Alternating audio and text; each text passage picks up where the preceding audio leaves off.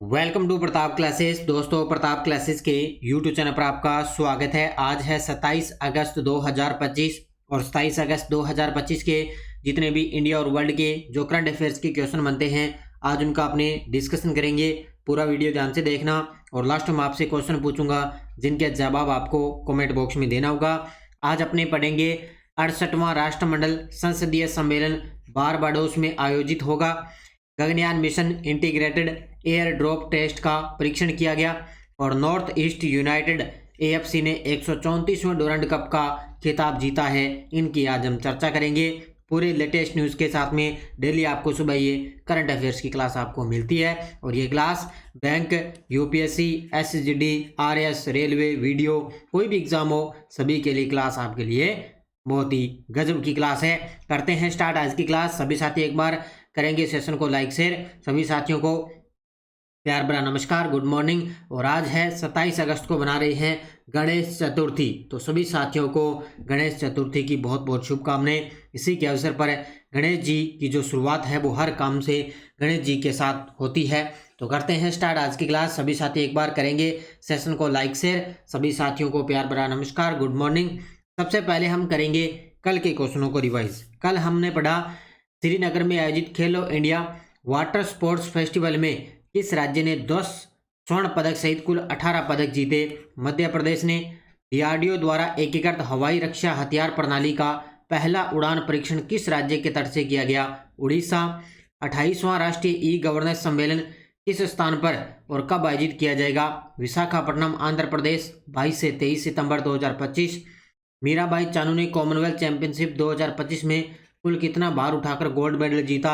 193 kilogram. Kazakhstan में आयोजित 16वीं एशियाई शूटिंग चैंपियनशिप 2025 में ऐश्वर्या प्रताप सिंह तोमर ने कौन सी स्पर्धा में स्वर्ण पदक जीता। 50 मीटर राइफल 3 पोजीशन में। किस आईपीएस अधिकारी को प्रधानमंत्री मोदी के उप राष्ट्रीय सुरक्षा सलाहकार के रूप में नियुक्त किया। अनीश दयाल सिंह। और नीति आयोग ने किस संगठन के सहयोग से wreath king homestay navigating policy pathway शीर्षक से रिपोर्ट जारी की। Internet and mobile association of India के सहयोग से अप्रैल 2025 में स्वामित्व योजना के क्रियान्वयन के 5 वर्ष पूरे हुए। इसकी शुरुआत हुई थी 24 अप्रैल 2020 से। तो ये थे कल के क्वेश्चनों का रिवाइज हमने कर लिया है। ये अपनी वार्षिक करंट अफेयर्स 2025 की टेस्ट सीरीज है। और आपको मैं बता देता हूँ आज गणेश चतुर्थी है और गणेश चतुर्थी के अवसर पर आज जितनी भी अपनी ऑनलाइन टेस्ट सीरीज चल रही है उन सभी पर 50% ऑफ आपको दिया जा रहा है। तो इसका फ़ायदा आप जरूर उठा लें क्योंकि आज और कल 2 दिनों के लिए ये छूट आपके लिए रहने वाली है। क्योंकि 50% ऑफ है वो आपके लिए बहुत ही फायदेमंद है क्योंकि इसमें 50% का ऑफ आपको दिया जा रहा है क्योंकि आज गणेश चतुर्थी है। इसी के अवसर पर जितनी भी अपने प्रताप क्लासेज ऐप में एसआई की करंट की टेस्ट सीरीज है, राजस्थान पुलिस है, 4th ग्रेड की है, रीट मेंस की है, इन सभी पर 50% ऑफ आपको दिया जा रहा है। तो इसका फ़ायदा आप ज़रूर उठाएं।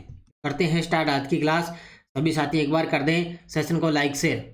पहला प्रश्न आपके सामने बड़ा ही गजब का है। देखिए, लोकसभा अध्यक्ष ओम बिरला किस कार्यक्रम में भारतीय संसदीय प्रतिनिधिमंडल का नेतृत्व 5 से 12 अक्टूबर 2025 के बीच करेंगे। ये देखो 18वीं लोकसभा के अध्यक्ष हैं ओम बिरला और ये करने जा रहे हैं भारतीय संसदीय प्रतिनिधिमंडल का नेतृत्व। तो ये 5 से 12 अक्टूबर 2025 के अंदर ये कार्यक्रम होगा। तो ये कौन सा कार्यक्रम होगा। 68वां राष्ट्रमंडल संसदीय सम्मेलन। कौन सा। 68वां राष्ट्रमंडल संसदीय सम्मेलन होगा। उसकी तरफ से अपने लोकसभा अध्यक्ष ओम बिरला है वो भारतीय संसदीय प्रतिनिधिमंडल का नेतृत्व करेंगे। और ये होगा कहाँ पर है। बारबाडोस में। कहाँ पर होगा। बारबाडोस में 5 से लेकर 12 अक्टूबर 2025 के बीच में आयोजित होगा। देखो 68वां राष्ट्रमंडल संसदीय सम्मेलन कहाँ पर होगा। Bridge town, Barbados. लोकसभा अध्यक्ष ओम बिरला भारतीय संसदीय प्रतिनिधिमंडल का नेतृत्व करेंगे। आयोजक संस्था राष्ट्रमंडल संसदीय संघ रहेगा। वैश्विक संवाद पर जोर यानी कि 68वें सीपीसी का विषय यानी कि 68वें राष्ट्रमंडल संसदीय सम्मेलन का विषय रहेगा the Commonwealth a global partner यानी कि राष्ट्रमंडल एक वैश्विक साझेदार। ये इसका मुख्य रूप से विषय रहेगा। The Commonwealth a global partner, राष्ट्रमंडल एक वैश्विक साझेदार। ये इसका 68वें राष्ट्रमंडल संसदीय सम्मेलन का मुख्य विषय रहेगा अपने भारत की तरफ से ओम बिरला जी इसका नेतृत्व करेंगे। कहाँ पर होगा? बारबाडोस के अंदर। तो याद रखना 5 से लेकर 12 अक्टूबर के बीच में। तो इसको अच्छे तरीके से पढ़ लेना।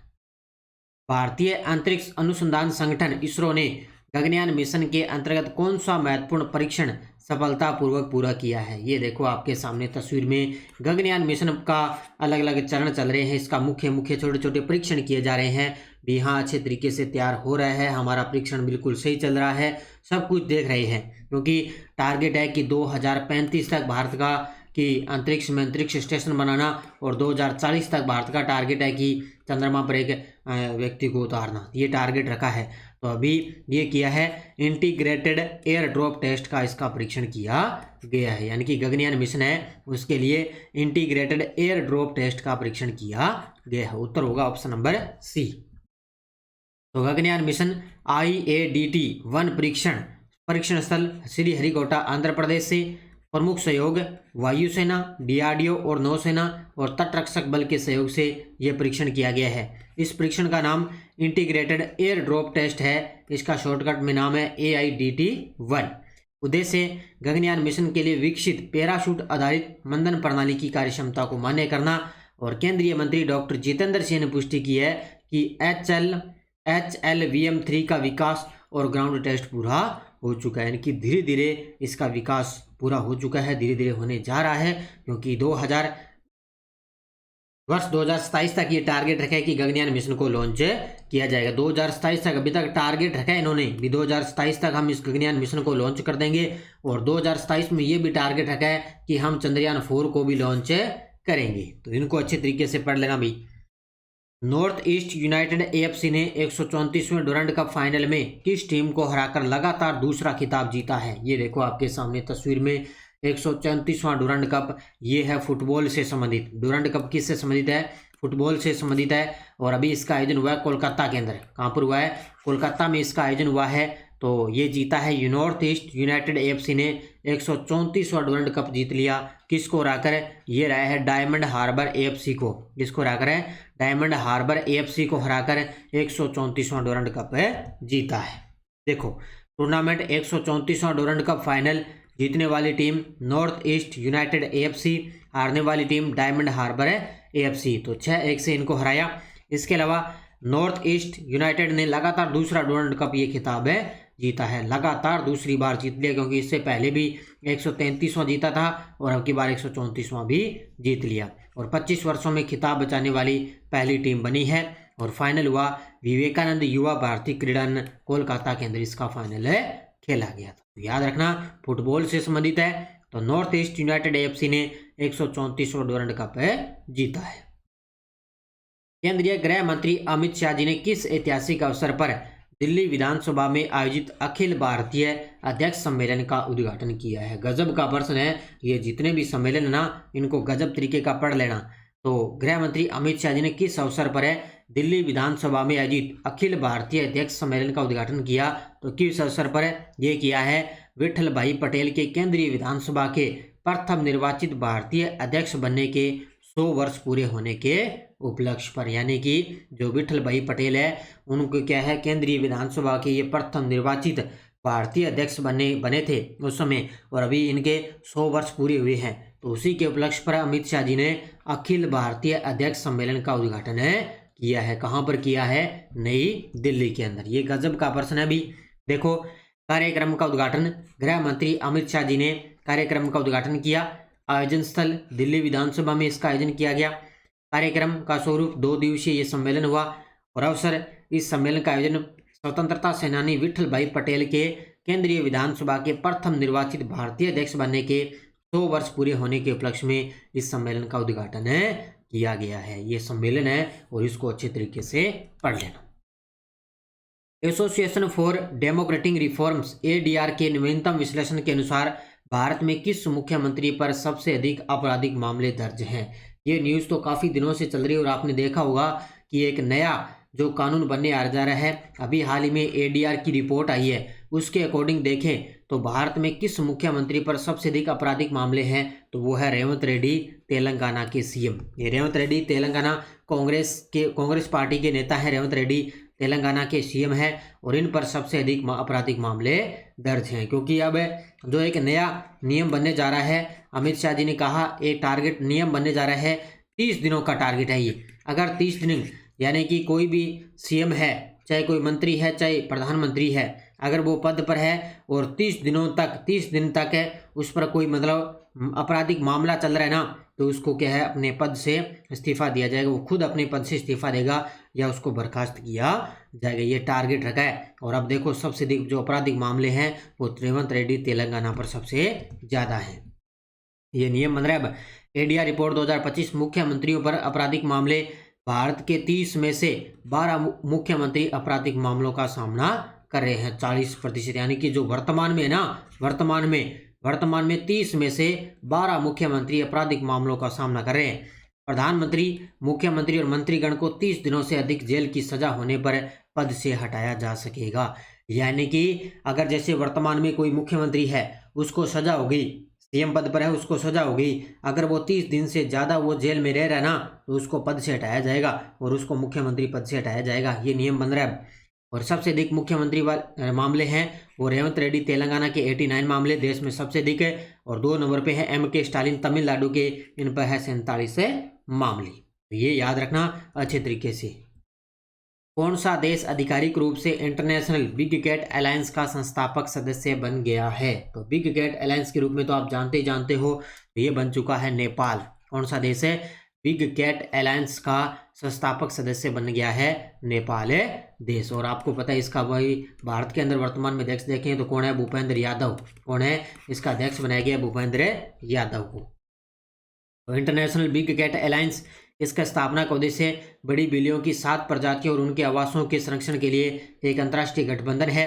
इसे भारत के प्रधानमंत्री द्वारा 2019 में प्रस्तावित किया गया और अप्रैल 2023 मैसूर कर्नाटक में प्रोजेक्ट टाइगर की 50वीं वर्षगांठ पर इसको लॉन्च किया गया था। ये तो मैंने बहुत बार आपको करवा दिया है इसलिए। और संस्थापक सदस्य इसके अंदर 16 हो चुके हैं। Bharat, Nepal, Bhutan, Bangladesh, Cambodia, Malaysia, Mongolia, Armenia, मिस्र, Ethiopia, Nigeria, Kenya, Uganda, Peru, Suriname, Ecuador, ये 16 देश हैं। और अभी नेपाल भी आधिकारिक रूप से इसका संस्थापक सदस्य बन चुका है। तो भारत के अंदर नई दिल्ली में इसका मुख्यालय बनने जा रहा है। और भारत में इसमें अध्यक्ष कौन है?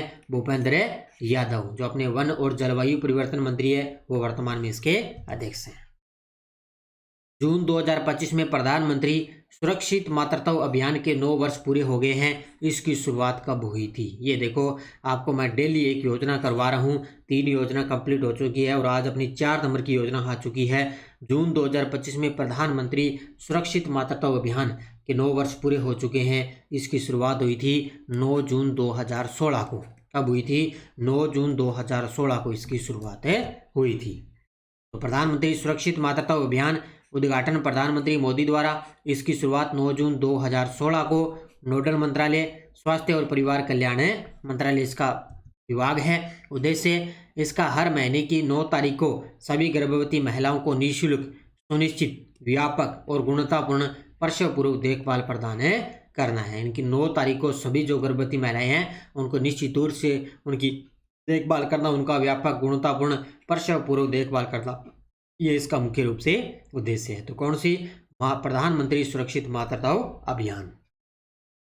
सुनील गावस्कर की प्रतिमा का अनावरण किस स्टेडियम में किया गया है? ये देखो आपके सामने क्रिकेट के खिलाड़ी हैं सुनील गावस्कर की प्रतिमा, इनका अनावरण किया गया है वानखेड़े स्टेडियम में। वानखेड़े स्टेडियम में कहाँ पर है? मुंबई के अंदर है। कहाँ पर है ये? मुंबई में वानखेड़ा स्टेडियम।